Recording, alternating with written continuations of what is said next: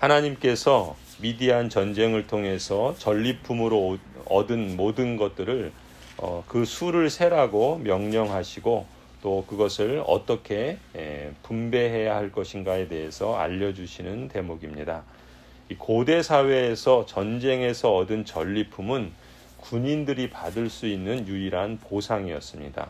그래서 보통 그 전리품의 10분의 9는 군인들의 몫이었습니다. 그런데 오늘 본문에서 보시면은 하나님께서는 전리품의 절반을 군인들의 몫으로 주고 나머지 절반을 백성의 몫으로 이렇게 균등하게 나누라고 하시는 점이 독특한 것이죠. 하나님께서 전쟁 전리품을 참전한 군인들과 참전하지 않은 회중들이 똑같이 나누어 갖게 하신 데는 두 가지 큰 의미가 있다고 볼 수 있습니다. 첫 번째는 이스라엘 언약 백성의 공동체는 공동 운명체라는 사실을 강조하려는 것이죠. 전쟁에 나간 사람도 전쟁에 참여하지 않은 사람도 어찌 보면 전쟁에 나간 사람들이 더 많은 수고를 했기 때문에 보통 당시 고대 사회에서 10분의 9를 그 전리품의 10분의 9를 군인들의 몫으로 가졌지만 하나님께서는 전쟁에 나간 사람에게도 절반, 그렇지 않은 이스라엘 백성들에게도 절반을 나누어 줌으로써 그들이 다 전쟁에 나가서 싸우던 후방에서 그것을 지원하고 또 기도하든 하나님께서 모두가 다 한 공동체요 하나님의 언약 백성이다 라는 것을 일깨워 주시는 것이죠. 그리고 그 전쟁이 그들의 힘에 의해서 이루어지는 것이 아니다라는 것을 일깨워 주시는 겁니다. 군인들이 싸웠기 때문에 이겼지만 하나님께서 그 싸움을 승리케 하시지 않았다면 어찌 그것이 승리로 돌아갈 수 있겠습니까? 그런 점에서 싸운 사람이나 뒤에서 기도한 사람이나 모두가 다 하나님이 이기게 하셨다라는 점에서 하나님의 뜻을 함께 받들었던 것이죠. 두 번째 의미는 이 전쟁이 말 그대로 하나님의 전쟁이었다라는 것입니다. 이스라엘 전체에게 선물로 주신 승리였다라는 것을 강조하시고자 모두에게 골고루 나누어 주셨다라고 볼 수가 있는 것이죠. 그렇게 보면은 우리들도 교회 생활을 하면서 또 신앙 생활을 하면서 하나님께서 우리에게 주시는 은혜들이 있습니다. 또 우리의 삶의 여정 속에서 때때로 우리에게 공급해 주시는 다양한 혜택들이 있습니다. 그때 그러한 은혜들을 그저 나 혼자만의 어떤 성과나 나 혼자만의 능력이 아니라 근본적으로 그 모든 것들이 하나님의 은혜의 결과이며 또한 하나님께서 공동체의 협력을 통해서 이루어내신 은혜의 선물이다. 우리를 보편교회에 속하게 하시고 하나님의 언약 백성 삼아주시고 또 그 하나님께서 우리의 삶을 통치하시고 또 다스리시며 섭리하시는 하나님이시다라는 것을 인식하고 인정하는 것이 너무나도 중요한 것이겠죠. 이것이 우리를 이 세상에 속한 사람들과 다르게 구분하는 것입니다. 이 사회는 어떤 사회냐면 승자 독식의 사회입니다. 말하자면 힘있고 또 이긴 사람만이 모든 것을 다 차지하는 그런 사회이죠. 그러나 하나님 나라에 속한 사람들의 그 사고방식과 그 행동방식은 이렇게 다르다라는 것을 하나님께서 이 전쟁의 전리품을 통해서 일깨워 주시는 것이죠. 전쟁에 참여한 사람만 가져야 한다는 생각이 아니라 우리 모두가 함께 하나님의 언약 백성이다 라는 것을 일깨워 주시는 겁니다. 승자 독식의 원리를 따라서 교회가 행한다면 역시 교회도 이 시대의 사고방식을 따르는 것이겠죠. 이 세대를 본받지 말라라고 말씀하고 있는데 정작 그 행위가 이 세대를 본받고 있다면 그것은 교회라기보다는 교회의 이름을 가진 이 세상과는 별다른 차이가 없겠죠. 그러나 하나님께서 오늘 본문을 통해서 그것이 아닌 것을 우리에게 일깨워 주십니다. 사실 사회는 차별이 있습니다. 또 자랑이 있고 오만함이 있고 또 그래서 가진 사람, 이긴 사람은 그렇지 못한 사람들을 무시하고 무례할 때도 참 많이 있습니다. 이것이 진정 은혜라는 것을 알지 못하는 그러한 모습들인 것이죠. 하나님께서 오늘 이 백성들에게 그 전리품을 동일하게 나누는 이 원리를 통해서 이 모든 것이 다 하나님의 선물이고 은혜다라는 것을 일깨워 주시는 겁니다. 사람의 성과요, 또 그 수고를 통해서 이루어낸 결과물도 하나님께서 행하시는 섭리의 방식이 대개는 사람을 통해서 일하신다. 그러니 만일 우리가 그 승리와 또 하나님의 행하심의 장본인이 되었다면 하나님께서 그런 우리를 사용해 주시고 또 하나님의 은혜의 역사에 우리를 함께 동참하게 하셨다는 그런 안목을 갖고 하나님을 높이며 그것으로 인한 승리의 기쁨과 감격과 영광은 모두가 함께 나누고 함께 누리며 또 그것을 함께 전하는 것이 하나님의 뜻이다라는 것을, 하나님의 은혜다라는 것을 우리가 이 말씀을 통해서 더욱 분명히 알아야 할 줄로 믿습니다. 이 세대를 본받지 않도록 마음을 새롭게 함으로 변화된 자로서 우리가 살아가는 삶을 이루어 가도록 하나님의 은혜를 아는 신자로서 우리 교회가 또 우리 공동체 안에 있는 모든 성도들이 함께 이 주님의 뜻을 이루어가며 함께 나누고 함께 세워가는 것을 힘써야 할 줄로 믿습니다. 또 28절을 보면은 이제 그 받은 전리품 가운데서 일부를 군인들은 여호와께 드리는 제물로서 제사장 엘르아살에게 주지요. 또 30절에 보면은 이스라엘 언약 백성들도 그 받은 것 중에서 일부를 여호와의 성막을 맡아서 일하는 레위인들에게 주라, 그렇게 명령을 하십니다.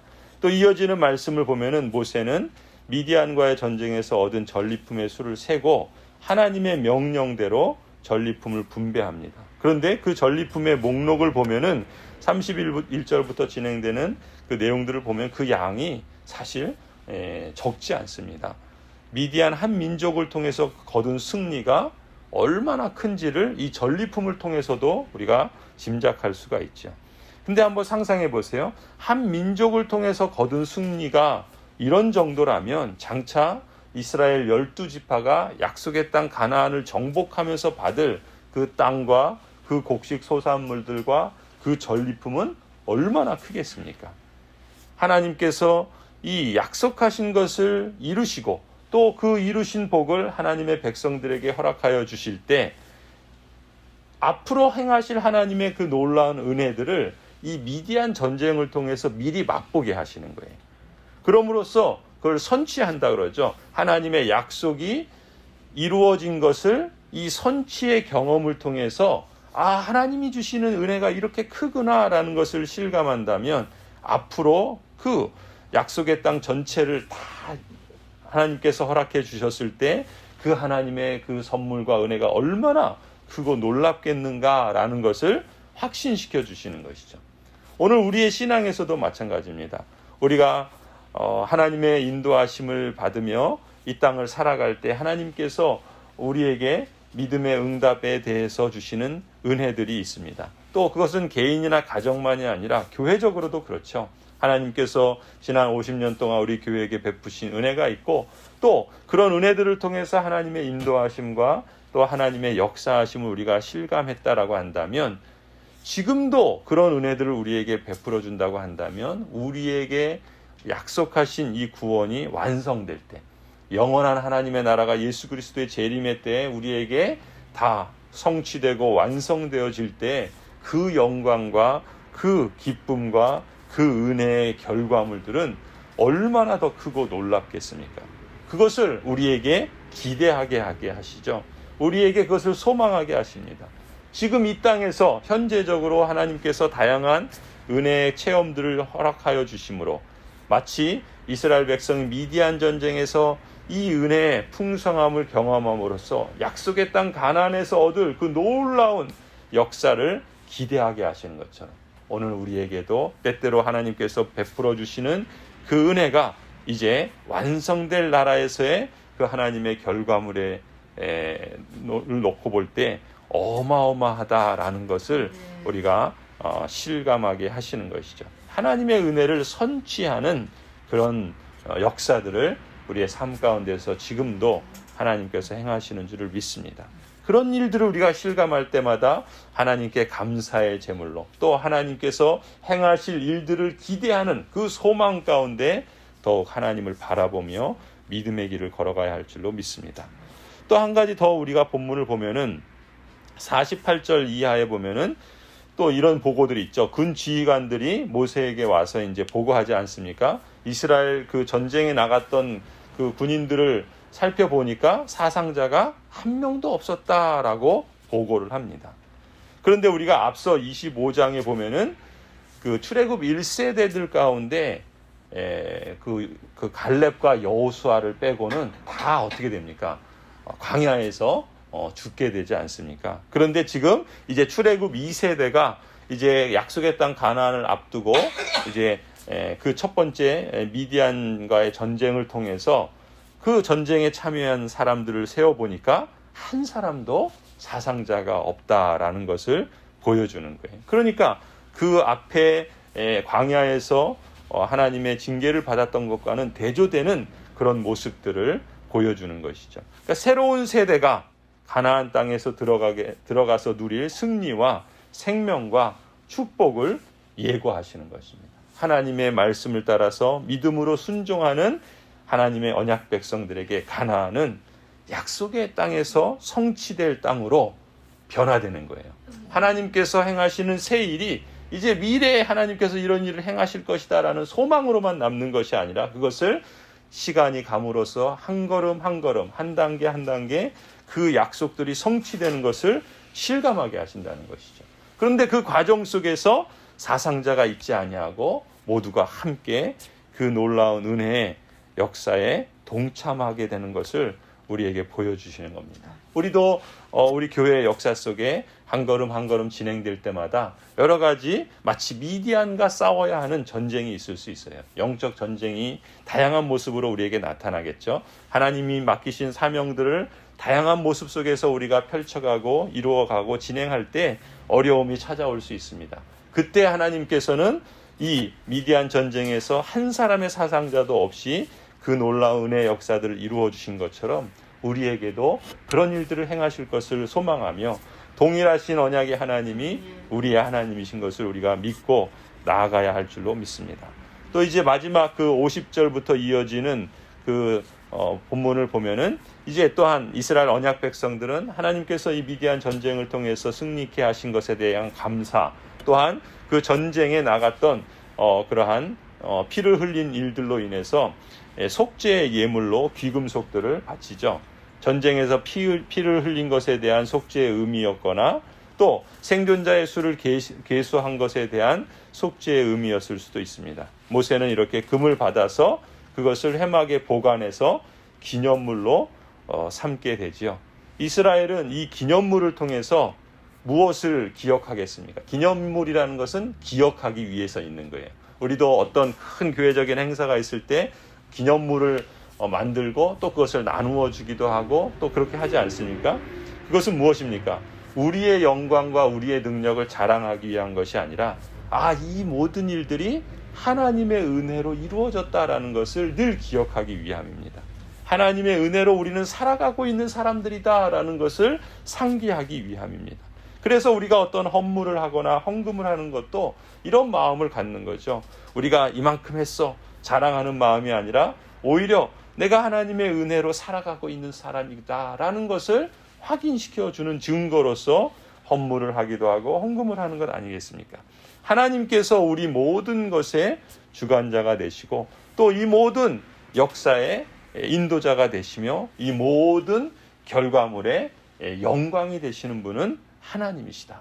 우리가 그 하나님의 역사와 그 하나님의 영광 가운데 함께 연합되고 연결되어 있다는 것이 얼마나 감사하고 또 얼마나 복된 일인가. 우리의 생애 가운데 하나님께서 우리를 통해서 이러한 일들을 진행하실 수 있도록 우리에게 은혜를 베풀어 주시고 또 그 하나님의 역사에 우리가 동참함으로 그 하나님을 영화롭게 하는 인생의 목적으로 주신 가장 첫째되고 가장 큰 그 목적을 따라서 우리가 삶을 살아냈으니 이것이 복된 일이요 또 우리가 그렇게 하나님으로 인해서 영원토록 즐거워하는 것이 아니겠습니까?